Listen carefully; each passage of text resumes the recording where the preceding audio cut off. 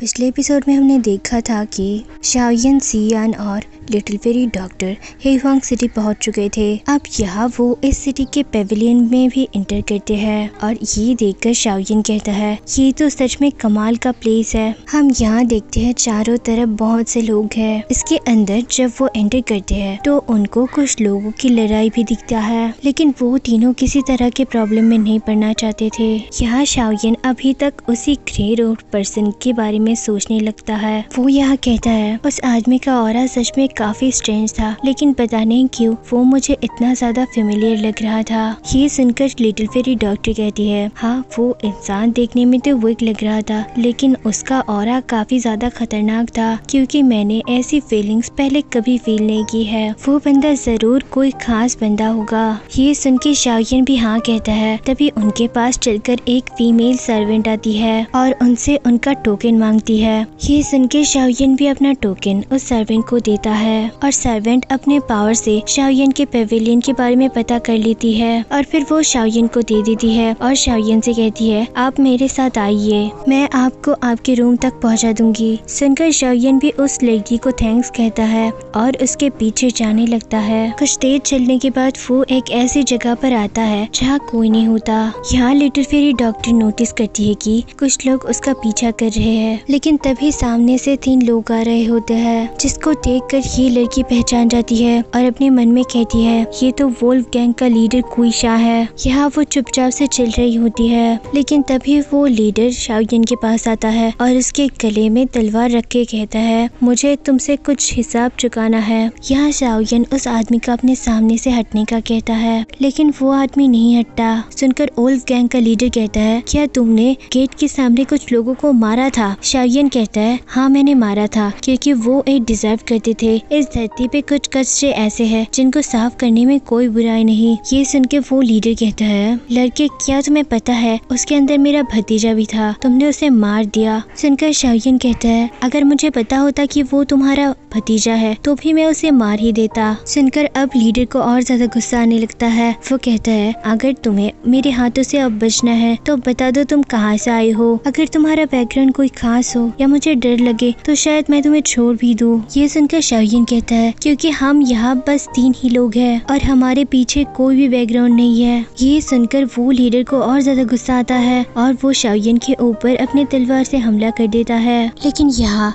Shaoyan उसके तलवार को बहुत ही आराम से रोक लेता है और फिर वो अपने ऑरे को निकालते हुए उन सबको पीछे धकेल देता है। अब यहाँ शाओयन की स्ट्रेंथ रिवील हो चुकी थी तो वो लोग डर जाते हैं, कहते हैं कि ये तो ये डोहुआंग है, हमने ये किससे पंगा ले लिया। वही वोल्फ गैंग का लीडर अपने मन में सोचता है कि मैंने तो गलत पंगा ले लिया, आज शायद मैं इस लड़के से जीत नहीं सकता। तभी वो शाओयन से हार मानता है, कहता है आज मैं हार मानता हूँ, लेकिन नेक्स्ट टाइम मैं जब भी तुमसे मिलूंगा तो तुम्हें जरूर खत्म करना चाहूंगा और मैं अपने सारे बदले तुमसे लूंगा। यहाँ इन सब चीजों की वजह से जियान की कैंडी टूट चुकी थी और वो इस वजह से बहुत ज्यादा गुस्से में थी उस वोल्फ गैंग से।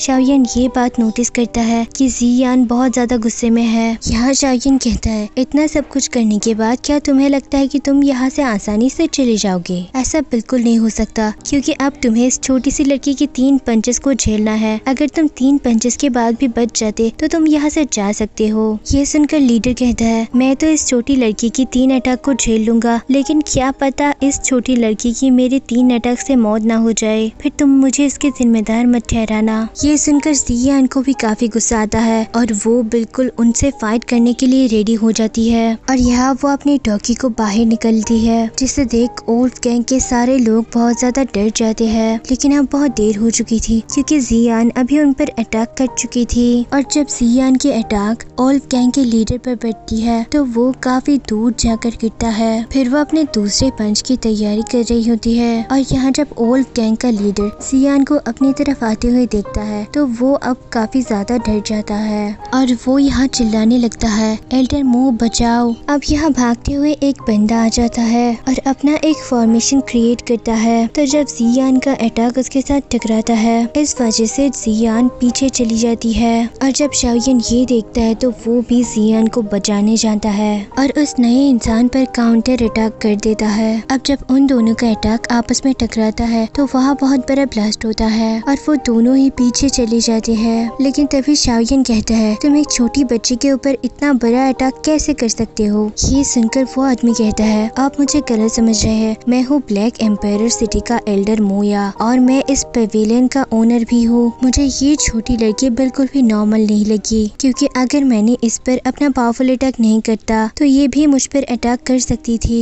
यहाँ जियान को काफी ज्यादा गुस्सा आने लगती है, क्योंकि उसके लिए ये सब अनएक्सपेक्टेड था। शाओयन उससे कहता है, तो तुम कहाँ थे जब ये लोग हमें परेशान कर रहे थे? तब तो तुम हमारे लिए नहीं आए। जब तुमने देखा कि ये लोग मुसीबत में है तो तुम यहाँ आ गए हो। ये सुनकर वो एल्डर कहता है, अरे मेरे दोस्त, ये तो छोटी छोटी चीजें होती रहती है। अभी यहाँ बहुत सारे लोग आए हुए हैं, इसलिए अभी के लिए आपको ऐसा कुछ नहीं करना चाहिए, क्योंकि वो आपके फाइट से डिस्टर्ब हो सकते हैं। ये सुन के लिटिल फेरी डॉक्टर भी शाओयन के पास आ जाती है और कहती है, अभी हमें फाइट नहीं करनी चाहिए, क्योंकि ये हमारे लिए भी बिल्कुल सही नहीं है। लेकिन यहाँ जियान कहने लगती है, नहीं हम फाइट करेंगे। जिस बात पर शाओयन इसे समझाते हुए कहता है, नहीं अभी हम फाइट नहीं करेंगे। ये सुनकर जिया को गुस्सा आता है और फिर वो मुंह फुलाकर खड़ी हो जाती है। अभी यहाँ शाओयन इस बात से काफी शॉक था कि लिटिल फेरी डॉक्टर ने उसे फाइट करने से रोका। जो लड़की किसी को भी मारने में एक बार नहीं सोचती। और फिर शाओयन उन सब लोगों को कहता है, आज के लिए तो मैं तुम लोग को छोड़ रहा हूँ। अगली बार अगर तुम लोगों ने हमें परेशान किया तो अच्छा नहीं होगा। ये सुनकर एल्डर मोया कहता है, अब यहाँ का सब कुछ सॉल्व हो ही चुका है, तो क्यों ना मैं आपका रूम का रास्ता बता दूं। सुनकर शाओयन कहता है, अगर आप इसलिए ऐसा करना चाहते हैं तो मैं बता दूं, आपको ऐसा करने की बिल्कुल भी जरूरत नहीं, क्योंकि मुझे ऐसे छोटी मोटी चीजों से कोई फर्क नहीं पड़ता। और उन दोनों को साथ लेकर वहाँ से जाने लगता है। तभी यंग मास्टर मोया कहता है, क्या मैं आप लोगों का नाम जान सकता हूँ? क्योंकि अगर फ्यूचर में आपको कोई भी प्रॉब्लम हो तो आप मेरे पास मदद मांगने के लिए आ सकते हो, क्योंकि मैं इस ब्लैक एम्पायर सिटी में काफी पावरफुल हूँ। ये सुन के शाओयन भी कहता है, मेरा नाम यन शाओ है और अब जब सब कुछ ठीक हो चुका है इसलिए मुझे लगता है कि अब मुझे यहाँ से चलना चाहिए। ये कह के वो वहाँ से जाने लगता है। और तभी जियान यहाँ आती है और उस यंग मास्टर को बहुत चिढ़ाती है और फिर वहाँ से लिटिल फेरी डॉक्टर गुजरती है। अभी यहाँ ओल्ड गैंग का लीडर आकर कहता है, क्या आप उनको ऐसे ही जाने दोगे? क्या आप कुछ नहीं करेंगे? जिसके जवाब में मोया कहता है, मैंने बस तुम्हें इनके पावर पता करने के लिए कहा था, ना कि इनसे फाइट करने कहा। ये सुनकर वो ओल्ड गैंग का लीडर चुप हो जाता है और पीछे हट जाता है। यहाँ मोया का नजर जाता है लिटिल फेरी डॉक्टर पर और वो कहता है, ये कितनी खूबसूरत लड़की है, इसे मैं कैसे अपने हाथों से जाने दे सकता हूँ। सीन शिफ्ट होता है तो हम देखते हैं कि शाओयन अपने पेवेलियन के अंदर पहुँच चुका था। अब यहाँ आके शाओयन कहता है, वो यंग मास्टर मोया बिल्कुल भी वैसा नहीं जैसा वो हमें दिखाने की कोशिश कर रहा था, क्योंकि उस ओल्ड गैंग का लीडर हमारे पास आए और हम पर हमला भी कर दिए, लेकिन तब उसका कोई रिस्पॉन्स नहीं था। लेकिन जब हमने उस ओल्ड गैंग के लीडर पर हमला किया तो वो अचानक से बाहर निकल आया और इसलिए हमें और भी केयरफुल रहना होगा। ये सुन के जियान कहती है, तुमने उसको मारा क्यों नहीं? अगर तुम्हारी जगह काइलिन होती तो उसको मार के खत्म ही कर देती अब तक। यहाँ शाओयन कहता है, ये ब्लैक एम्पायर सिटी है, यहाँ हम ऐसे अचानक से किसी पर हमला नहीं कर सकते। लिटिल फेरी डॉक्टर कहती है, लेकिन तुम चिंता मत करो। जियान उससे पूछती है कि क्या तुमने उनको जहर दिया है? तो लिटिल फेरी डॉक्टर हाँ कहती है। वो शाओयन से कहती है, अगर पिल बनाने की बात करें तो इसमें मैं तुमसे काफी कम नॉलेज रखती हूँ, लेकिन बात जहाँ पर जहर की होती है वहाँ मैं बहुत आगे हूँ। जियान लिटिल फेरी डॉक्टर के पॉइजन फ्लावर को देखकर कहती है, क्या ये फ्लावर भी पॉइजन से भरा है? सुनकर वो कहती है, ये सॉफ्ट डिवाइनिंग फ्लावर है और इसका पॉइजन इतना ज्यादा खतरनाक हो सकता है कि ये किसी इंसान को कोमा में पहुँचा सकता है। ये सुनकर शाओयन कहता है, वैसे तो तुम बड़ी खतरनाक लड़की हो, अपने पॉकेट में इतना खतरनाक पॉइजन फ्लावर लेके घूम रही हो। फिर लिटिल फेरी डॉक्टर यहाँ 2 पिल निकालती है और कहती है, ये दोनों पिल तुम लोग खा लो, ये पॉइजन के एंटीडोट है, इसे खाने से पॉइजन का तुम लोगों पर कोई असर नहीं होगा। यहाँ वो दोनों भी इस पिल को खा लेते हैं। तभी शाओयन कहता है, मैंने ना उस मोया के नजर में तुम्हारे लिए कुछ अजीब चीज देखा है। ये सुनकर लिटिल फेरी डॉक्टर कहती है, अगर उसने कुछ गलत करने की कोशिश की तो मैं उसको मार डालूंगी। ये सुनकर जियान भी एक्साइटेड होती है तो उसे देखकर शाओयन कहता है, तुम अभी भी उस बात को सोच कर बैठी हो। मोया एक डॉग हुआंग के 6 स्टार की एल्डर है। उसने बस एक स्पेशल टेक्निक को यूज किया जहाँ वो सामने वाले के पावर को भी यूज कर पा रहा था और इसी वजह से तुम उसके सामने हार गए। और दोबारा आकर तुम्हारी उससे फाइट करने की नौबत आई तो तुम अपने पूरे पावर से उस पर हमला करना, और फिर मुझे नहीं लगता कि वो तुम्हारे पावर को झेल पाएगा। ये सुनकर जियान कहती है उसकी हिम्मत कैसे हुई मुझे चोट पहुंचाने की, इसलिए मैं उसे इतनी आसानी से तो माफ नहीं करूंगी। सुन के शाओयन उसके सिर को सहलाते हुए बोलता है, तुम बिल्कुल भी चिंता मत करो, तुम्हें एक और मौका जरूर मिलने वाला है। लेकिन तभी वह लिटिल फेरी डॉक्टर कहती है, हमें और ज्यादा केयरफुल रहना चाहिए क्योंकि मैंने यहाँ बहुत सारे पावरफुल लोगों के ऑरा को महसूस किया है जिसमें सभी के सभी डोजोंग पर थे। ये सुनकर शाओयन कहता है, लगता है वो सारे लोग भी बोथी लिक्विड को लेने आए हैं और इसलिए हमें और ज्यादा केयरफुल रहना चाहिए, वरना हम बहुत बड़ी प्रॉब्लम में फंस सकते हैं। यहाँ शाओयन कहता है, आज तो बहुत कुछ हो गया और मैं काफी थक भी गया हूँ, तो मैं कल से पिल रिफाइन करना शुरू कर दूंगा, लेकिन उस टाइम मुझे तुम्हारी प्रोटेक्शन की बहुत जरूरत होगी। सेन शिफ्ट होकर एक दूसरे कमरे में जाता है। यहाँ मोयान वैली के एल्डर उस ग्रे रोब्ड इंसान से मिलने आया था।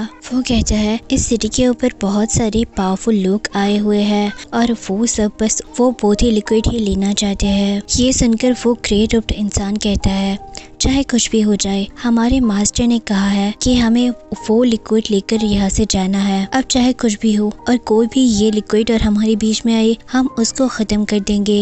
ये सुनकर फेंगिया कहता है, आप चिंता मत करो, हम डीमन फ्लेम वैली के सारे लोगों को इसी काम पे लगा दिया है ताकि वो हमारे लिए ये अरेंजमेंट करे। लेकिन मैंने ये भी सुना है यहाँ जियानन एकेडमी और शाओ गेट के लोग भी आए हैं अपने डिप्टी मास्टर के साथ, इसलिए मास्टर आप हमारी मदद कीजिए ताकि हम उनसे लड़ सके क्योंकि वो डीमन फ्लेम वैली का बहुत बड़े दुश्मन है। ये सुन के वो ग्रे रोब्ड इंसान कहता है, चिंता मत करो, वो यहाँ से कोई भी जिंदा नहीं जा सकते। यहाँ फेंगिया कहता है, ठीक है, तो फिर मैं और ज्यादा लोगों को भेजकर उस लिक्विड के बारे में ज्यादा से ज्यादा इंफॉर्मेशन निकालता हूँ और जब भी मुझे कोई नया इंफॉर्मेशन मिल जाए मैं आकर आपको बताता हूँ। सुनकर ग्रे रोब्ड इंसान कहता है, तुम जाकर सबसे पहले यहाँ के लोगों के बारे में पता करो कि यहाँ कितने डोजोंग हैं। ये सुनकर ग्रे रोब्ड इंसान कहता है, आज जो सिटी के अंदर मुझे एक लड़का मिला था वो मुझे पता नहीं क्यों जाना पहचाना सा लग रहा था। और फिर सीन शिफ्ट होता है शाओयन पर। अब यहाँ लिटिल फेरी डॉक्टर कहती है, तुम पिल रिफाइन करना कब स्टार्ट करोगे?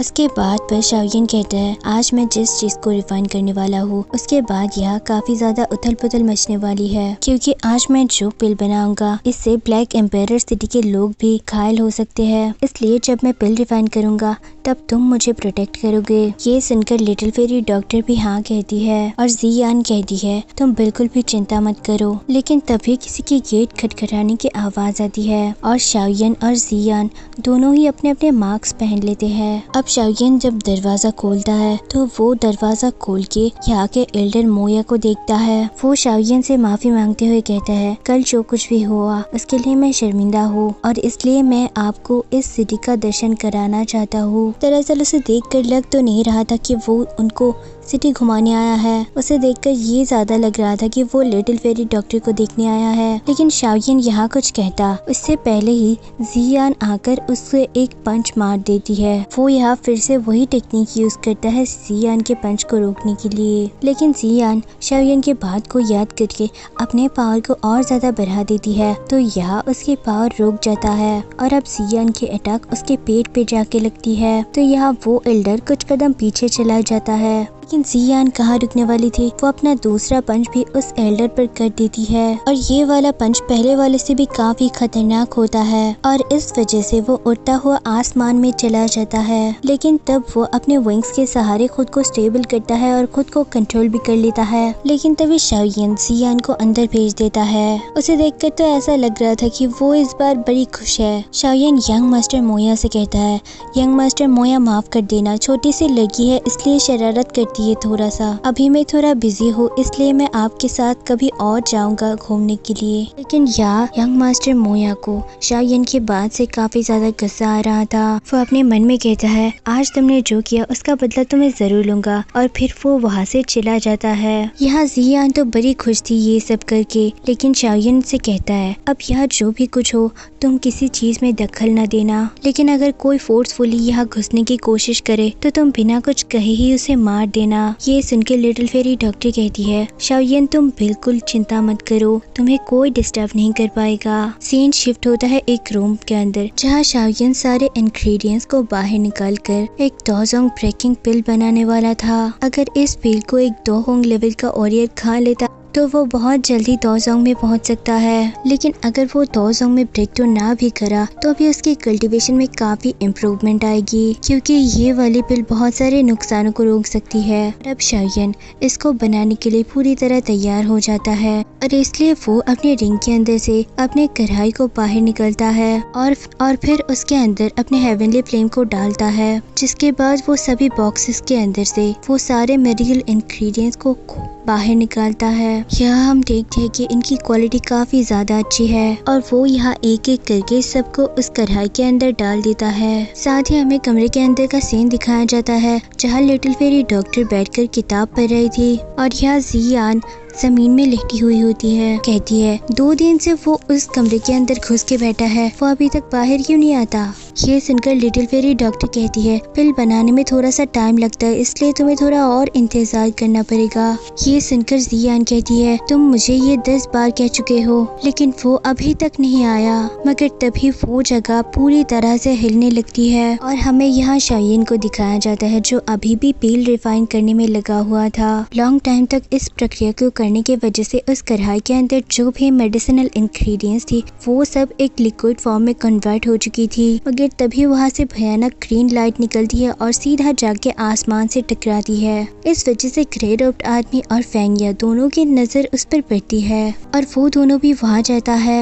साथ ही साथ उस ब्लैक कॉर्नर पेविलियन के अंदर जो भी लोग थे सबकी नजर बस उसी लाइट पे टिकी होती है। वो सब लोग आपस में बातें करने लगते हैं, क्या ये टियर 7 की पिल है। ये सुनकर दूसरा बंदा कहता है ये टियर 6 की हाई लेवल की पिल है, जो कि एक तरह से टियर 7 का ही पिल है। और यहाँ शाओयिन के घर के पास ग्रे रोब्ड इंसान और फास्ट टेलर दोनों आ जाते हैं। यहाँ हम डीन को देखते हैं जो कहता है मैंने बिल्कुल भी उम्मीद नहीं की थी कि ब्लैक एम्पायर रीजन में इतना ज्यादा पावरफुल एल्केमिस्ट है। ये सुनकर उसके साथी कहता है हाँ ये बात तो बिल्कुल सच है, ये एल्केमिस्ट कोई आम एल्केमिस्ट नहीं है। मगर तभी उनकी नजर साइड पे बढ़ती है जहाँ डीमन फ्लेम वैली के लोग थे, इसलिए वो लोग कहते हैं ये लोग यहाँ पर क्या कर रहे हैं, मुझे नहीं लगता कि ये लोग हमें इतनी आसानी से यहाँ से जाने देंगे।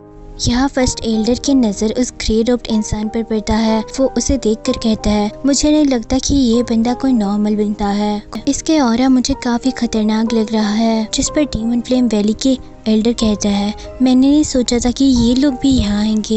ये सुनकर ग्रे रोब्ड इंसान कहता है मैं इसे भी खत्म कर दूंगा, लेकिन अभी मुझे बस जानना है कि इस खतरनाक फील्ड को किसने डिफाइन किया है, क्योंकि इससे पहले इतना खतरनाक एल्केमिस्ट इस ब्लैक कॉर्नर रीजन में नहीं दिखा गया है। ये सुनकर फेंगिया कहता है मुझे नहीं लगता कि ये बंदा यहाँ से है, शायद ये भी इस ऑक्शन के अंदर आया है। अगर हम यहाँ इसको डिस्टर्ब करने लग जाए तो इसकी पिल पूरी तरह से रिफाइन नहीं होगी और खराब हो जाएगी। ये सुनकर ग्रे रोब्ड इंसान भी मुस्कुराने लगता है। तभी फेंगिया कहता है जो इंसान इतने पावरफुल पिल बना सकता है पता नहीं उसकी सोल पावर कितना खतरनाक होगा। क्योंकि यहाँ लिटिल फेरी डॉक्टर आ जाती है और उनकी तरफ आगे बढ़ती जाती है। साथ ही वो कहती है अगर तुम लोगों को अपनी जान प्यारी तो गलती से भी 100 मीटर के एरिया के अंदर मत आ जाना। और ये कह के वो अपने पावरफुल ऑरे को रिलीज करती है, जिससे देख सभी के होश उड़ जाते हैं। और फेंकिया कहता है ये लड़की तो एक डॉसोंग है। लिटिल फेरी डॉक्टर अपने ऑरे को रिलीज करते हुए सभी लोगों से कहती है मैं 30 सेकंड का टाइम देती हूँ, यहाँ से निकलो।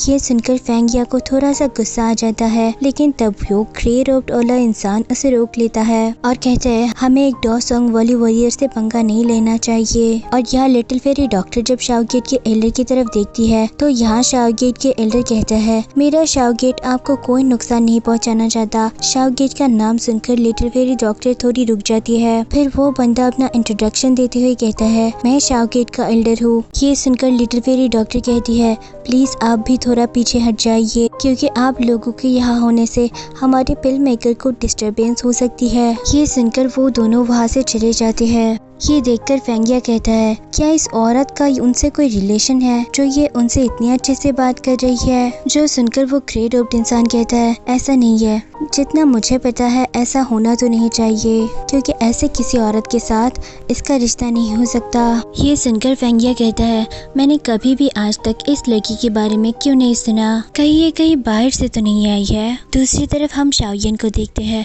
जहाँ पे शाओयन अभी तक कल्टीवेट किए जा रहा था और यहाँ वो उस पिल को शेप देने का कोशिश कर रहा था। इसी वजह से वो पिल तो शेप में आ जाती है, मगर उसमें से एक भयानक लाइट निकलती है। ये देखकर तो सब के सब शॉक थे और अब जैसे इस लाइट में और ज्यादा एनर्जी आ गई थी।